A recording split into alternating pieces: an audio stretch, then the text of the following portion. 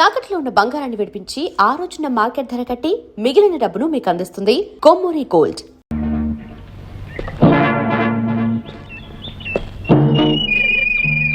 ఇతనెవరో తెలుసా మహావిష్ణువు గారు? నీ పెళ్ళానికి నీకంటే ముందు మొగుడు కావాలనుకున్నవాడు, నీ పెళ్ళాన్ని ప్రేమించి గ్రీమించి పెళ్లి చేసుకోవాలనుకున్నవాడు. అందుకే ఇతన్ని మా మీద పంపిస్తాను. అసలు ఎవరో ఆయన తెలిసిపోతుంది, నువ్వు అండమాన్ వెళ్ళిపోతావు. రెడీగా ఉండు మిస్టర్. నువ్వు అక్కడికి వెళ్ళడానికి వీల్లేదు. నువ్వెవరు చెప్పడానికి? నేను చెప్పినట్టు వినకపోతే మీరు వినేటట్టుగా చెప్పాల్సి వస్తుంది. నువ్వు చెప్తూ ఉంటే వింటూ ఆగిపోవడానికి అతను నాలా పిరికి వెధవ కాదు, లాగి ఒకటి మూతి మీద ఇస్తాడు. అబ్బా అబ్బా అబ్బా.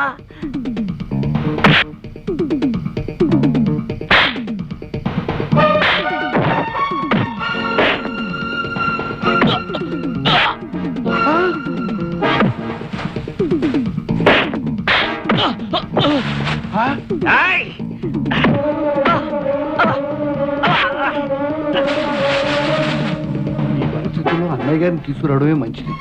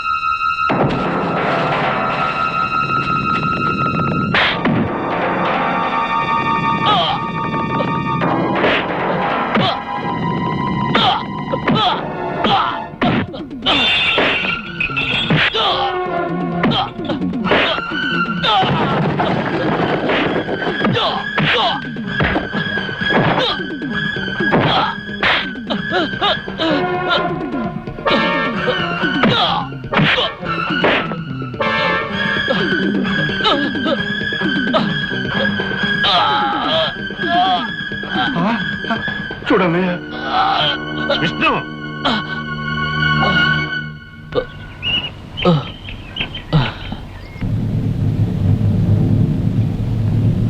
అయితే నా కూతుర్ని ప్రేమించిన మనిషివి, పెళ్లి చేసుకోవాలనుకున్న మనిషివి నువ్వన్న మాట. మీ అమ్మాయి టైం బాగుంది కాబట్టి టైంకి వచ్చి వీళ్ళ నాటకం బయటపడగలిగాను. అవునన్నయ్య, పట్టణంలో మేము చూసింది కూడా ఇతన్నే. నోరు మూయ్, నేను నిన్ను అడగలేదు. ఏం కళ్యాణి, ఇతన్నే నన్ను ప్రేమించింది అంటే మీరందరూ కలిసి ఈ నాటకం ఆడారన్నమాట. ఎరా ఆనంద్, అనాథమైన నిన్ను ఆత్మీయుడిగా చేరదీసి పెంచినందుకు. అది కాదు బాబాయ్ గారు, ఎన్నో ఆశలు పెట్టుకుని ఇక్కడికి వచ్చిన మిమ్మల్ని బాధ పెట్టడం ఇష్టం లేక. నేను అడిగేది నువ్వు చేసింది మంచి పనేనా అని. కాదు, తప్పేననుకోండి.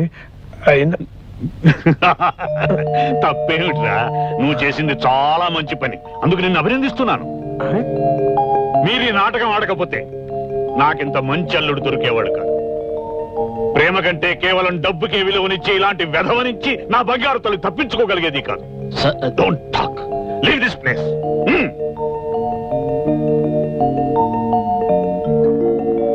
ఆనంద్, 4 రోజుల్లో అమెరికా వెళ్ళబోయే నాకు నువ్వు ఇచ్చిన ఫేర్వెల్ గిఫ్ట్ రా ఈ Vishnu. I'm grateful to you my dear Vishnu. ఇక నిన్ను నా బిడ్డని ఎవరూ విడదీయలేరు. Be happy.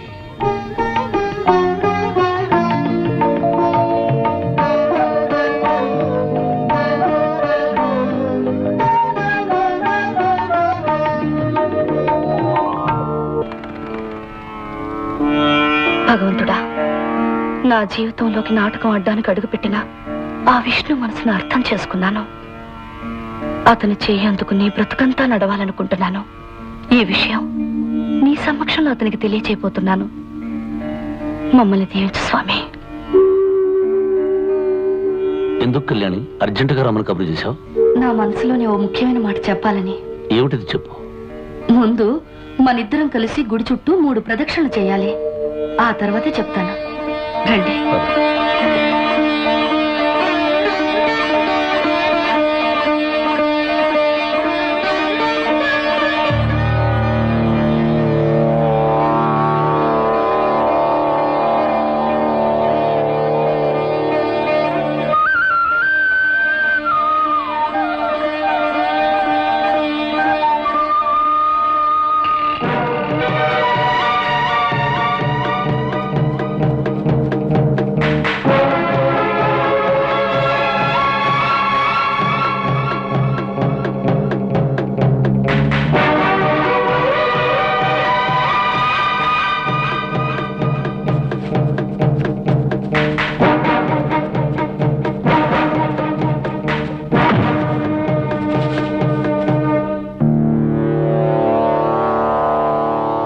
విష్ణు, ఇక నువ్వు తప్పించుకోలేవు. Nice meeting you. Thank you. Vishnu, ఇంత డైనమిక్ పర్సనాలిటీ గల మేనమామ గారు నీకున్నారని ఎప్పుడు చెప్పనేలేదే? చెప్పడానికి సమయం దొరకలేదు అంకుల్. సమయం దొరికేసరికి నేనే వచ్చాను. పైగా వేటంటే నాకు సరదా. వేట కోసం ఎంత దూరమైనా వెళ్తాను. అలా వెళుతూనే ఇక్కడికి వచ్చి మిమ్మల్ని కలిశాను. Very good. నాకు మ్యూజిక్ హాబీ, మీకు వేట సరదా. నీకిద్దరూ మంచి మామలే దొరికారయ్యా విష్ణు. ఆల్ రైట్, రండి విశ్రాంతి తీసుకుంటుగా. పదండి.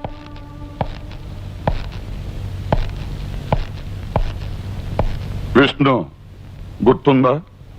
నువ్వొక హంతకుడివి.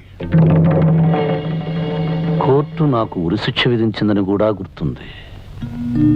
నీకు పడ్డ ఉరిశిక్షకి గడువు ఎంత ఉందో కూడా నీకు గుర్తుందా? 5 రోజులు. కానీ ఈ 5 రోజులు నేను ఇక్కడే ఉండి తీరాలి. Impossible, impossible.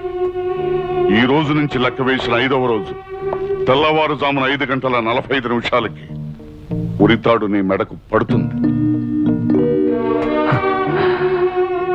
సార్, చావును గురించి నాకు బాధ లేదు, భయం అంతకన్నా లేదు. కానీ 5 రోజులు నేను ఈ ఇల్లు వదిలి మీతో రాలేను. 4 రోజుల్లో, అంటే 14వ తారీఖున రామచంద్రరావు గారి ఇక్కడి నుంచి వెళ్ళిపోతున్నాను. దయచేసి అప్పటిదాకా నన్ను స్వేచ్ఛగా ఉండనివ్వండి. ఏ నేరస్తుడికి ఇవ్వకూడని స్వేచ్ఛ జైల్లో నీకు నేనిచ్చాను. ఆ స్వేచ్ఛను దుర్వినియోగం చేసుకుని నువ్వు పారిపోయావు. నీకు స్వేచ్ఛనిచ్చినందుకు నేను సస్పెండ్ అయ్యాను. నా వల్ల మీకు జరిగిన అపకారానికి నన్ను క్షమించండి. నా తప్పు నేను దిద్దుకుంటాను. కానీ చచ్చిపోయే ముందు ఒక మంచి పని చేసే అవకాశం నాకు ఇవ్వండి. నాకెంతో ఆప్యాయతని పంచిన ఆ రామచంద్ర ప్రసాద్ గారిని కాపాడుకునే బాధ్యత నన్ను పూర్తి చేయనివ్వండి. ఆయన ఒక్కగానొక కూతురి జీవితంలో ఒక చేదు రహస్యం బడబాగ్నిలా దాగి ఉందని తెలిస్తే ఆయన బ్రతకలేరు. చివరి రోజుల్లో ఆయనకి నా వల్ల మనశ్శాంతి దూరం కాకూడదు. నేను చెప్పేది మానవత్వంతో వినండి sir. My dear unlucky Vishnu, చావు 2 చేతులతో ఆహ్వానిస్తున్నా చెల్లించకుండా ఇక్కడ మనుషుల యోగక్షేమాల గురించి నువ్వు ఆలోచిస్తున్నావు అంటే నిన్ను చూసే మనిషిగా బాధపడనా? ఒక సిన్సియర్ ఆఫీసర్గా హెరాస్ చేయనా? ఇంతమంది మంచిని కోరే నిన్నే ఆ భగవంతుడు తన దగ్గరికి తీసుకెళ్తున్నాడు అంటే తన దగ్గర లేని మనసు నీలో ఉండటమే నువ్వు చేసిన నేరమేమో. Okay, it's all right. ఈ 4 రోజులు నువ్వు నా పర్మిషన్తోనే ఎక్కడికైనా బయటకు వెళ్ళాలి. నాతో చెప్పే ఈ గడప దాటాలి. Thank you sir, thank you. నా ప్రాణం పోయే ముందు కూడా మీకు చేతులెత్తి నమస్కరిస్తాను. ఇందులో నేను చేసిందేమీ లేదు విష్ణు. ఉరిశిక్ష పడి చనిపోబోతున్న ఏ ఖైదీ ఆఖరి కోరికైనా తీర్చను. జైలు సూపరింటెండెంట్ గా నా బాధ్యత.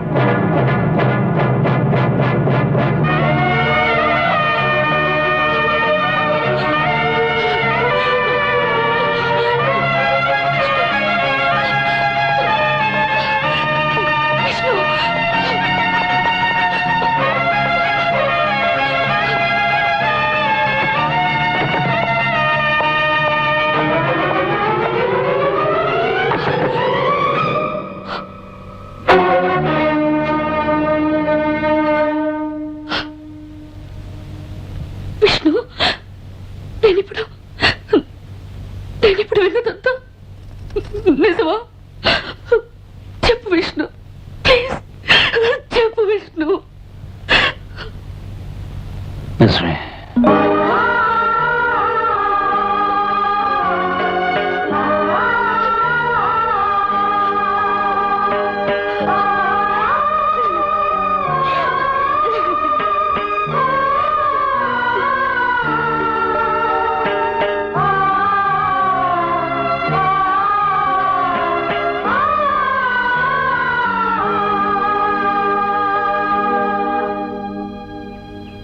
కళ్యాణి, ఒక జీవితానికి సరిపడే ఆనందాన్ని మీ సహచర్యంలో చవిచూచిన నేను నా జీవితంలోని చేదనుభవాలు చెప్తాను విను. నేను ఒక ఫ్రీలాన్స్ ఫోటోగ్రాఫర్ని. మ్యాగజైన్ కవర్ పేజీకి అందమైన ఒక డాన్సర్ ఫోటో కావలసి వచ్చింది. నా స్నేహితుడు నాన్నగారు నడుపుతున్న డ్యాన్స్ స్కూల్కి వెళ్ళాను. అక్కడ మొదటిసారిగా నాకు రేవతి రూపం కనిపించింది. అందానికి అందం అనిపించే ఆమె ఫోటో నా కెమెరాలో పడలేదు, నా కళ్ళల్లో పడింది. మయూరిలా నాట్యం చేసే సుందరమైన ఆమె భంగిమలు నా మనసులో నిలిచిపోయాయి.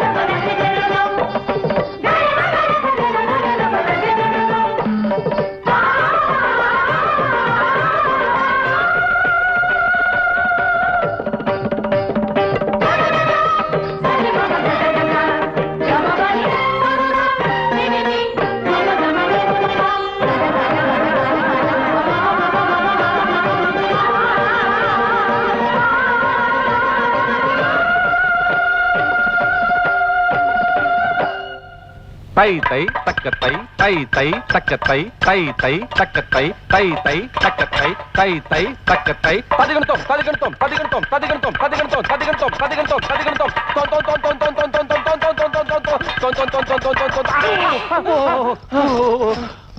అబ్బా ఒరే బాలమిత్ర, తప్పుడు తాళం వేసినాను, కింద పడేసేవేమిట్రా? సర్లే, ఆడలేక మధ్యల మీద పడి ఏడ్చినట్లు నన్ను అంటావేమిట్రా? అయినా మామూలు డాన్స్ సరిగ్గా రాకుండా పళ్ళు ఎక్కి దీపాలతోను కాగడలతోను ఆడటమేమిట్రా? ఏం చేయమంటావురా? ఆ అమ్మాయే పెద్ద డాన్సరు. తను నన్ను ప్రేమించాలంటే నేను కూడా భరతముని లెవెల్లో గొప్ప డాన్సర్ అయిపోవాలని. చాలు చాలే, ఇలా ఆడటం వల్ల భరతముని నటరాజు అవ్వో, ఆసుపత్రిలో పేషెంట్ అవుతావు. మొన్న నువ్వు ఇచ్చిన లవ్ లెటరు రేవతికి ఇచ్చాను. ఆడపిల్ల కదా, సమాధానం రావటం కొంచెం లేట్ అవుతుంది. వెయిట్ చేయి. ఇంకా ఎంతకాలం వెయిట్ చేసేది? గజ్జి కూచుకుంది మువ్వా. ఒరే బాలమిత్ర, ప్రతిరోజు ఆమెను లేఖల్లో ప్రేమించి ఫోటోల్లో పూజించడంతోనే గడిచిపోతుంది. ఇక నా వల్ల కాదు. ఈ రోజు రేవతికి ఎదురుపడి నా మనసులోని మాటను చెప్పేస్తాను. చూడండి, బాగా చూడండి. నా స్వప్న సుందరి ఫొటోస్, నా డ్రీమ్ గర్ల్ ఫొటోస్ ఎలా ఉన్నాయి? హలో హలో, ఏమిటంటే సమాధానం చెప్పకుండా వెళుతున్నారు? సీరియసా?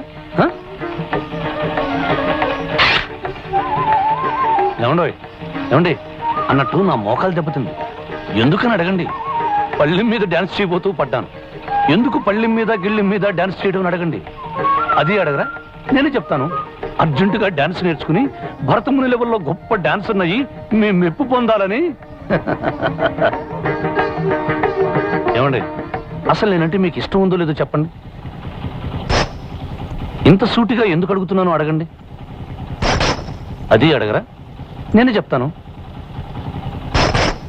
ఇష్టం అని ఒక్క మాట చెబితే చాలు, మీ పెద్దల దగ్గరికి వెళ్ళి వాళ్ళ నోట మాటలానివ్వకుండా చేసి, నేను ఒక్క మాట పడకుండా నా మాటలతో వాళ్ళని మాట్లాడనివ్వకుండా మాటలు చెప్పేసి, ఆ మాటల మధ్యలో మాట వరసకి అన్నట్టుగా మన పెళ్లి మాట అనేసి, నాతో మాట్లాడడం మాటలు కాదు, మీ మాట ప్రకారమే కానివ్వండి అని వాళ్ళ మాటగా అనిపిస్తాను. ఏమంటారు? మువ్వలతో తప్ప మాటలతో సమాధానం చెప్పరా?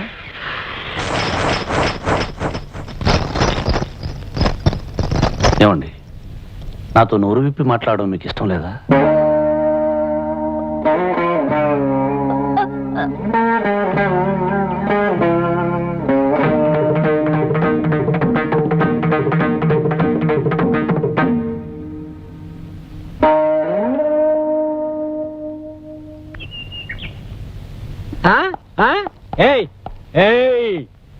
ఆడపిల్ల ఒంటరిగా వెళ్తుంటే అల్లరి చేస్తున్నావా? పద స్టేషన్ కి. మీసాలు, నేనేం తప్పు చేశాను? నేను చూడలేదనుకున్నావా? నువ్వు ఆ పిల్ల వెనకాల తోకలా ఫాలో అవడం నా కళ్ళారా చూశాను. నడు స్టేషన్ కి. ఎర్రటోపి, ఆమె నా ఫ్యామిలీ. ఏమిటి? ఆ పిల్ల నీ ఫ్యామిలీయా? మీసాలు, ఫ్యామిలీ అంటే ఆ పిల్ల నేను పెళ్లి చేసుకోబోతున్నా. పెళ్ళా? పెళ్లి. నడి రోడ్లో నిలబడి నువ్వే నిర్ణయించుకుంటే సరిపోతుందా? లేకపోతే నువ్వు నిర్ణయిస్తావా? అవునయ్యా, ఆ పిల్ల పెళ్లి విషయం నిర్ణయించవలసింది నేనే. ఎందుకంటే అది నా కూతురు.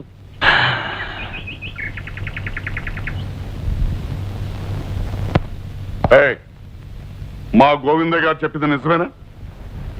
మాట్లాడవే, నిజమేనా? నిజమే సార్. మిస్టర్ విష్ణు, ఒక హెడ్ కానిస్టేబుల్ నేను గోవిందయ్య గారు అని పిలుస్తున్నాను అంటే ఈయనకు మా డిపార్ట్మెంట్ ఎంత గౌరవిస్తుందో అర్థం చేసుకో. మంచితనానికి ఈయన మారిపోయారు.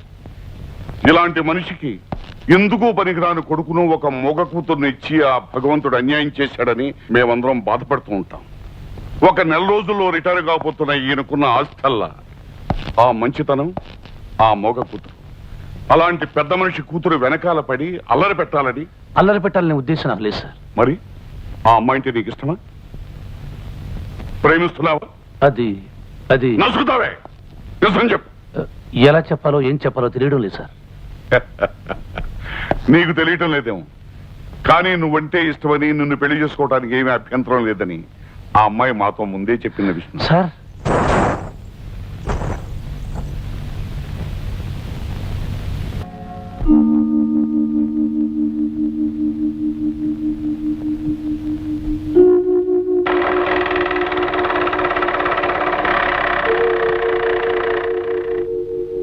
అందమైన పాటలా మా జీవితం సాగిపోతుండేది. హఠాత్తుగా అందులో ఓ అపశృతి. ఒకరోజు రాత్రి నేను ఇంటికి వచ్చేటప్పటికి ఆమెకు దగ్గరగా మరో మగవాడిని చూశాను. నేను ఇంట్లో లేనప్పుడు వేళకాని వేళల్లో ఒక కుర్రవాడు వస్తున్నట్టుగా నాకు చాలా మంది చెప్పారు. రేవతి గురించి నాకు పూర్తిగా తెలిసిన మెల్లమెల్లగా నాలో ఏదో తెలియని అనుమానం తలెత్తింది. ఇంకొక రోజు నేను ఇంటికి వచ్చేటప్పటికి ఆమెతో మాట్లాడి అతను కంటపడ్డాడు. నన్ను చూడగానే తప్పించుకోబోయాడు.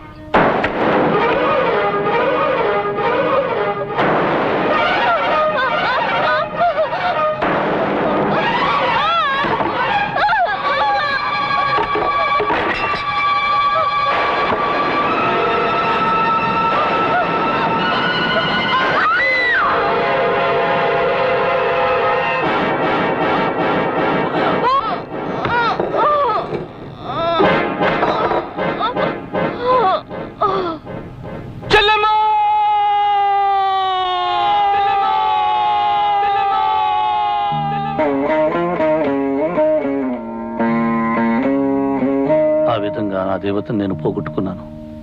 నా కంటి దీపాన్ని నేనే అర్పుకున్నాను. వాళ్ళన్నయ్య పోలీసు వెతికే తీవ్రవాదిని తెలిసింది. డబ్బు అవసరమైనప్పుడల్లా అతను వాళ్ళ చెల్లెల దగ్గరకు వస్తుండేవాడు. అతని రాకపోకలను నేను ఒప్పుకోననే అనుమానంతో రేవతి ఆ నిజం నాకు చెప్పలేదు. పవిత్రమైన ఆమెను, ఆమె ప్రేమను తప్పుగా అర్థం చేసుకుని అనుమానించినందుకు నాకు ఏ శిక్ష పడ్డా తప్పులేదనుకున్నాను.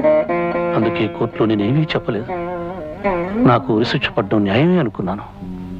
శిక్ష కోసం జైల్లో ఎదురు చూస్తున్నప్పుడు నా స్నేహితుడు నా దగ్గరకు వచ్చాడు. విష్ణు, నువ్వు చెప్పినట్టే నీ బైక్ అమ్మేసి నీ బాబుని ఆర్ఫనేజ్ లో చేర్పించాను. అన్ని కొనిచ్చాను. నాలాంటి వాడి కడుపును పుట్టడం ఆ పసిబిడ్డ దురదృష్టంరా. ఇప్పుడు నేను వచ్చింది నీకు ముఖ్యమైన విషయం చెప్పడానికి. ఆ ఆర్ఫనేజ్ కి విదేశాల నుంచి ఓ డాక్టర్ గారు వచ్చారు. మగవాడేని నీ కొడుకుని పరీక్షించి ఆపరేషన్ చేస్తే తప్పకుండా మాట వస్తుందని నమ్మకంగా చెప్పారు. కానీ ఏమిటో చెప్పరా? ఆ ఆపరేషన్ కి 15,000 ఖర్చు అవుతుంది. ఈ పరిస్థితుల్లో 15,000 ఖర్చు అంటే ఈ లోకంలో మగవాడైనా నా బిడ్డకి మాట రేపించగలిగితే పై లోకంలో ఉన్న నా రేవతి నన్ను క్షమిస్తుంది. నేను ఉరికమ్మో ఎక్కేలోగా బాబు ఆపరేషన్కి కావలసిన డబ్బు సంపాదిస్తాను. ఎవరూ లేని నా బిడ్డ మాటలు రాని మోగవాడిగా బ్రతుకూడదనుకున్నాను. డబ్బు కోసం జైలు నుంచి తప్పించుకున్నాను. ఆ డబ్బు కోసమే ఈ నాటకం ఆడడానికి ఒప్పుకున్నాను. అంతేకాని నిన్ను మోసం చేయాలని కాదు కళ్యాణి. ఒకవేళ నీకది మోసం అనిపిస్తే నన్ను క్షమించు.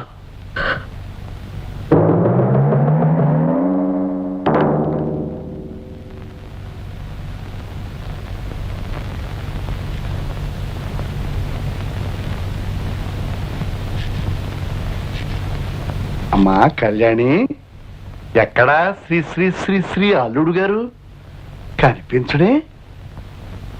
ఓహో, ఉరి తీయించుకోవడానికి రెడీ అవుతున్నాడు అన్నమాట. కళ్యాణి, అన్ని విషయాలు తెలిసిపోయాయి. చెట్ల చాటున పుట్ల చాటున నిలబడి చరిత్రలన్నీ వినేశాం. నువ్వు నోరు మీరా పిచ్చి కన్నా. చూడమ్మా, ఈ కాగితాల మీద సంతకం చేయమ్మా. ఇవి స్టాంప్ కాగితాలు. వీటి మీద ఏం రాసుకోవాలో నేను మా అబ్బాయి తాపిగా చర్చించుకుని రాసుకుంటాను. చేయమ్మా. ఏమ్మా, సంతకం పెట్టడానికి మనసు ఒప్పడం లేదా? ఆహా, అయితే పని చేస్తాను. మీ నాన్నగారి దగ్గరికి వెళ్ళి మీ అల్లుడు గారు నిజానికి అల్లుడు కాదు, అబద్ధాలు చెప్పి నాటకం ఆడుతున్నాడు. నిజానికి ఓ హత్య చేసి ఉరి తీయబడ్డానికి సిద్ధంగా ఉన్నాడని చెప్పేస్తాను. మీ నాన్నగారు సింపుల్ గా గుండె ఆగిపోయి చచ్చిపోతాడు. వద్దు, మీరు అడిగినట్టే సంతకం పెడతాను. ఏంటి?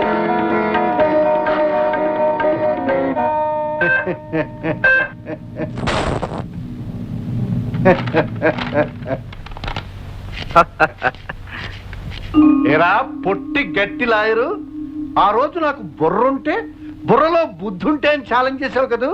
అదే బుర్రతో అదే బుద్ధితో ఖాళీ నోట్ల మీద అమ్మాయి చేత సంతకాలు చేయించాను. ఈ ఆస్తిని నా గుప్పెట్లో పెట్టుకున్నాను. ఇప్పుడే ఉంటావు.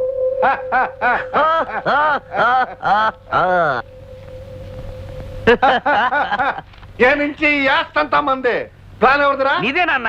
ఈ ప్లాన్ సక్సెస్ అయితే ఏం జరుగుతుందన్నాను? నీ నెత్తికి కిరీటం అన్నావు, నా కాలికి కడియమన్నావు, నీ మెడకి పులిగోరు పథకమన్నావు, నా వలకి బంగారు సిగ్గుబిళ్ళు అన్నావు, నీ చేతికి ఆస్తి హక్కు అన్నావు, నా చేతికి చెక్కు బుక్ అన్నావు.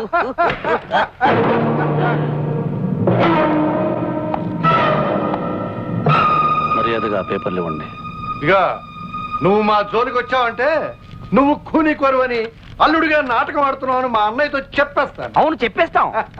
మీరు ఆ విషయం చెప్పరు. ఎందుకంటే నేను ఒక హత్య చేసినా 2 హత్యలు చేసినా నాకు పడేది ఒకటే శిక్ష, ఉరి శిక్ష. శిక్షల గురించి మాకెందుకు? చూడు, అంకుల్ అమెరికాకు వెళ్లే లోపుగా నువ్వు గాని నీ కొడుకు గాని నా విషయం బయట పెట్టారంటే చంపేస్తాను. చెప్పు, మర్యాదగా పేపర్లు చెప్పు. చింపేయండి, లేకపోతే ప్రాణం తీసేస్తాడు. చింపే నాన్న, లేకుంటే చంపుతాడు. చెప్పేస్తున్నా.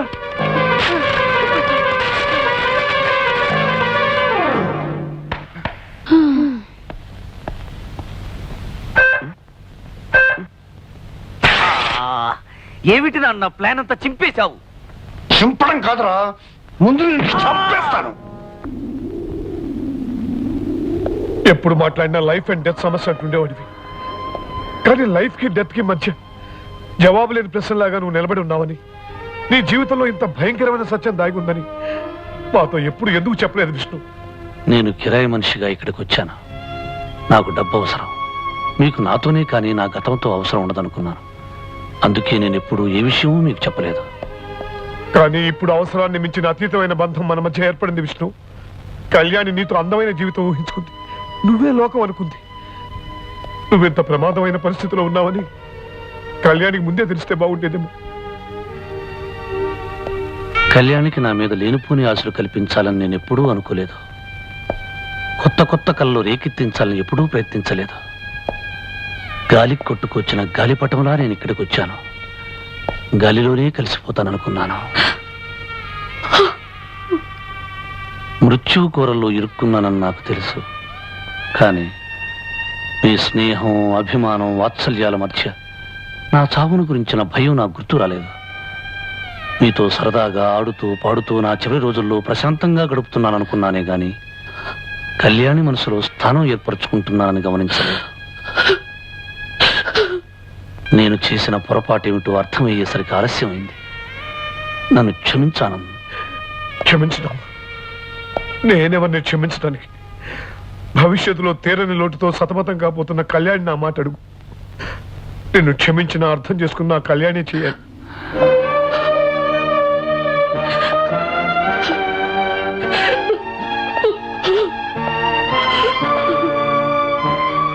కళ్యాణి, నేను నిజం దాచి నీకు మనశ్శాంతి లేకుండా చేస్తాననుకోలేదు. నన్ను నీ నిద్రలో వచ్చిన కళ్ళనుకో. మెలకు వచ్చిన తర్వాత ఆ కళ్ళని మర్చిపో. ఎంత తేలిక చెప్పారండి. నేను మిమ్మల్ని మర్చిపోవాలా? ఏనాడు ఏ దైవానికి ద్రోహం చేశాను? విధి నాతో విచిత్రంగా ఆడుకుంటోంది. ప్రేమ విషయంలో, పెళ్లి విషయంలో దురదృష్టం నన్ను ఎప్పుడు వెంటాడుతూనే ఉంది. మీరే లేనప్పుడు ఇక ఈ జీవితం ఎవరి కోసం నడపాలి? నడిపిన జీవితంతో వితంతువులా విరాగిలా గడుపుతానే గాని మిమ్మల్ని మర్చిపోయి బతికే కఠినమైన మనసు నాకు లేదండి.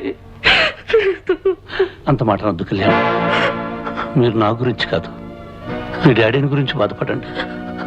ఈ 4 రోజులు ఆయన్ని పసిబిడ్డ కన్నా జాగ్రత్తగా చూసుకోవాలి. భవిష్యత్తులో ఆయనకు ఏ నిజం తెలియకూడదు. మీకైనా నాకైనా ఆయన ఆరోగ్యమే ముఖ్యం.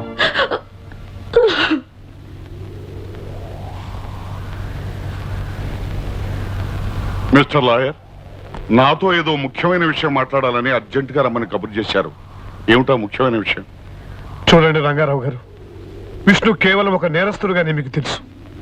కానీ విష్ణు మాకేమిటో మీకు తెలియదు. కేవలం ఒక నాటకం ఆడటానికి మా ఇంటికి తీసుకొచ్చిన విష్ణు అతని మంచితనంతో, నిజాయితీతో, వ్యక్తిత్వంతో మా అందరి గుండెల్లో నిండిపోయాడు. ఇప్పుడు మీరు అతని ఉరి పేరుతో తీసుకెడితే మీరు మా అందరి గుండెలు బద్దలు కొట్టిన వాళ్ళు అవుతారు. మా అందరి మనసులో మంటలు పెట్టిన వాళ్ళు అవుతారు. అందుకే అలా జరగకూడదని మిమ్మల్ని చంపాలనుకుంటున్నాను. Lawyer, what is this? ఏమిటి మీరు చేస్తున్నారు? ఎస్, ఇది మీ రివాల్వర్. మీకు తెలియకుండా తీశాను. మిమ్మల్ని చంపితే మా విష్ణుని కాపాడుకోవచ్చు. అతన్ని బతికించుకుంటానికి నేను హంతకుండా పర్వాలేదు. లాయర్, కాకి బట్టలకు కట్టుబడి వృత్తి ధర్మానికి తల వంచి విష్ణువుని తీసుకెళ్ళడానికి వచ్చాను. నిజానికి ఈ వృత్తి చేస్తున్నందుకు నాలో నేను ఎంత కుమిలిపోతున్నానో మీకు తెలియదు. విష్ణువుని మీకంటే ఎక్కువగా నా కన్న కొడుకులాగా అభిమానించాను. అతని ప్రేమను ఆశీర్వదించి దగ్గరుండి పెళ్లి చేశాను. అతని ఆఖరి కోరిక నెరవేరాలని ఆశించాను. అతని ఈ నాటకం పూర్తయ్యే వరకు అనుమతి అడిగితే ఇచ్చాను. కన్నీళ్లను దాచుకుని కఠినత్వాన్ని మొహాన పూసుకుని విష్ణువుని తీసుకువెళ్ళటానికి వచ్చిన నన్ను చంపాలనుకుంటే చంపు, కానీ చట్టం మాత్రం అతను వదలదు. నువ్వు నేనే కాదు, ఎవరు కాదన్నా సరే చట్టం అతని ఉరికమ్మానికి ఎక్కించి తీరుతుంది. చంపు, కమా, షూట్ మీ.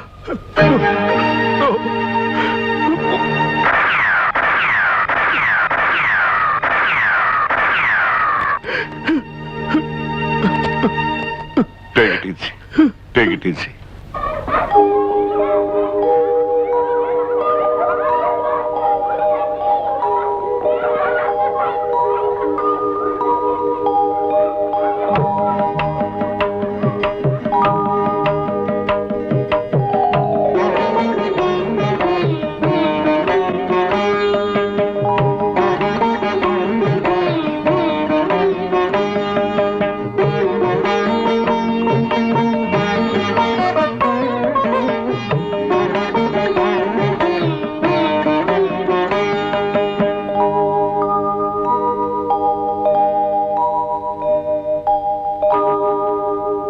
కళ్యాణి, బాబు నెల్లపిల్లాడిగా ఉన్నప్పుడు రేవతి వీణ్ణి ఒళ్ళో పెట్టుకుని వీడి భవిష్యత్తు గురించి ఎన్ని కలలు కనేదో, వీణ్ణి ఎంతో గొప్పవాణ్ణి చేయాలని, ఎంతో ఉన్నతంగా తీర్చిదిద్దాలని, 10 మందిలో పేరు ప్రఖ్యాతులు తెచ్చుకునే వాళ్ళ చేయాలని తన మూగ భాషలో నాకు తెలియచెప్పేది. కానీ వీడికి అమ్మను దూరం చేసి నేను దూరం అయిపోయి అనాథ అనే ముద్రతో ఈ లోకంలో వీడిని ఒంటరివాణ్ణి చేసి వెళ్ళిపోతున్నాను. విష్ణు, ఎందుకలా మాట్లాడతా? బాబు ఏనాటికి అనాథ కాడో. వీడికి అమ్మని, నాన్నని అన్ని నేనే పెంచుతాను. వీళ్ళమ్మ కలలకి, ఆశయాలకి రూపంగా వీడిని తీర్చిదిద్దుతాను. చిత్తరించి బాబు మీ కొడుకు కాదు, మన కొడుకు.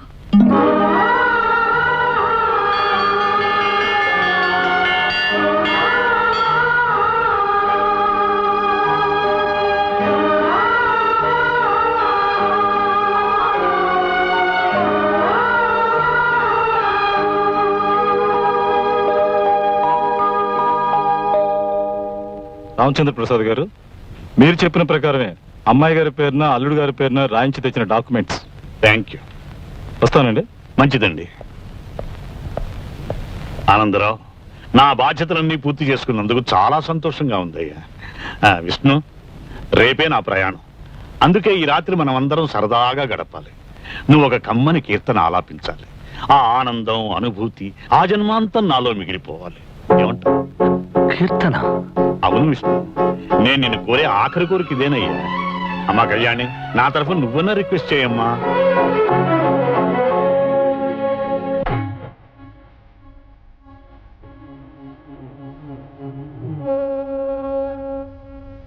కుండలలోన కొన్న కోనే తీపి రాయడు వాడు.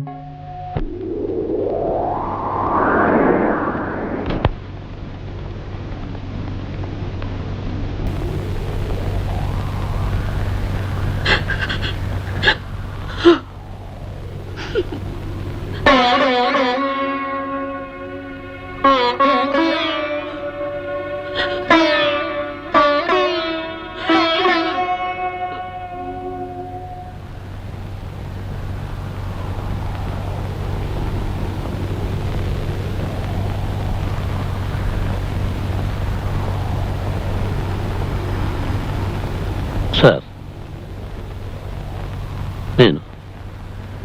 నేను ఉరిశిక్ష నుంచి తప్పించుకునే మార్గమే లేదా?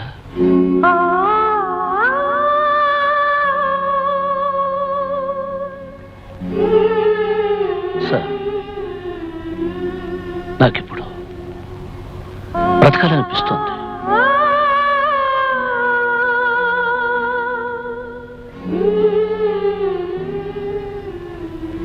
నా కోసం కాదు సార్, ఎవరి కోసం బ్రతకాలనిపిస్తోంది.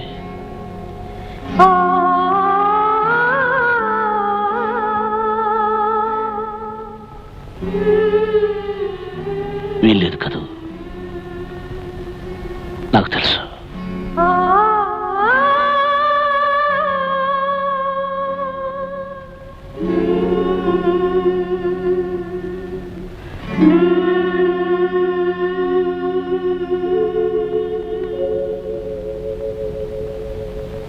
ఆనంద్, ట్రైనింగ్ టైం ఏంది కదా? అవును, కార్ రెడీగానే ఉంది. వాళ్ళంతా మీకోసం వెయిట్ చేస్తున్నారు. నేను అమెరికా వెళ్ళినా ఎక్కడికి వెళ్ళినా మీరు నా మీద చూపించే ఆదరాభిమానాలే నా బిడ్డ మీద, అల్లుడి మీద ఎప్పుడూ చూపించాలని మిమ్మల్ని కోరుతున్నాను.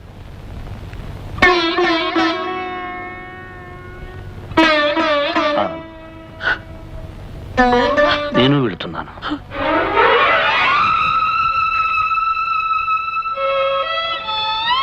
నాకు తెలుసు విష్ణు, నువ్వు ఎక్కడికి వెళ్తున్నావో తలుచుకుంటేనే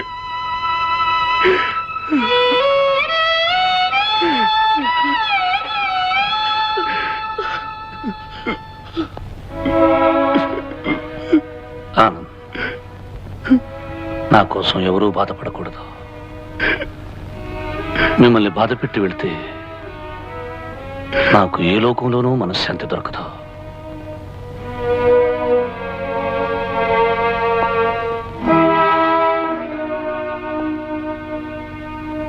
నా మెళ్ళో పడాల్సిన తాడు ప్రభుత్వం అక్కడ సిద్ధం చేసి ఉంచింది. దొరతనం తెచ్చిపెట్టి ఈ తాడు నాకు అవసరం లేదు.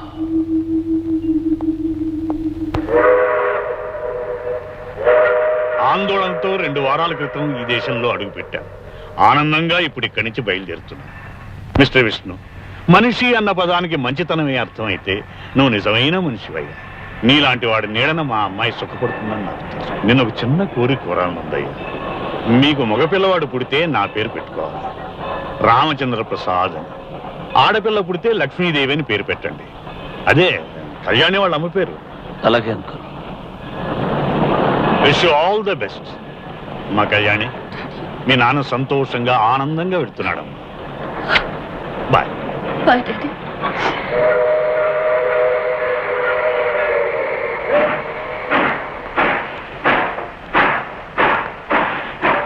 Bye baby.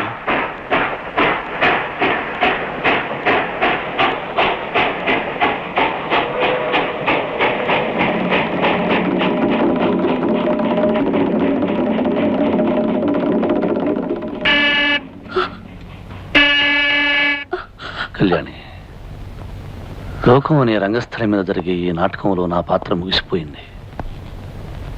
ఇంతకాలం నటించిన నేను ఇక వెళ్ళక తప్పదు. మీ నాన్నగారు వెళ్ళి ఆఖరి క్షణం వరకు ఆయన్ని ఆనందంగా ఉంచి నా పాత్రకి నేను న్యాయం చేకూర్చాను కదూ. కళ్యాణి, మీ నాన్నగారి కోరిక ప్రకారం నా బిడ్డని, మన బిడ్డని రామచంద్ర ప్రసాద్ అని పిలువ. నీ నోటితో అలా పిలిస్తే అది దీవెనయ్యి వాడు కూడా మీ నాన్నలాగే గొప్పవాడవుతాడన్న ఆశ. కళ్యాణి, ఆపరేషన్ పూర్తయి బాబు గొంతొస్తే వాడు మొట్టమొదటిగా అడిగేది నాన్న ఎక్కడా అని. అప్పుడు వాడిని ఎత్తుకుని గోరుముద్దలు తినిపిస్తూ గారం చేస్తూ ఆకాశం కేసి చూపించి, అదిగో అక్కడున్న నక్షత్రమే మీ నాన్నని చెప్పు. పైనున్న నేను నిన్ను వాడిని చూసుకుని పరవశించిపోతాను. వద్దు కళ్యాణి, ఏడుస్తూ కన్నీళ్లతో నన్ను పంపొద్దు. రేపు తల మీద నాకు నల్లటి ముసుగు పడ్డప్పుడు మూసుకుపోయే నా కళ్ళల్లో నవ్వుతున్న నీ రూపం ముద్రపడాలి. నవ్వుతున్న కళ్యాణి నా గుండెల్లో నిండిపోవాలి. అందుకే ఆఖరిసారిగా నువ్వు నవ్వుతూ పంపించు కళ్యాణి. విష్ణు,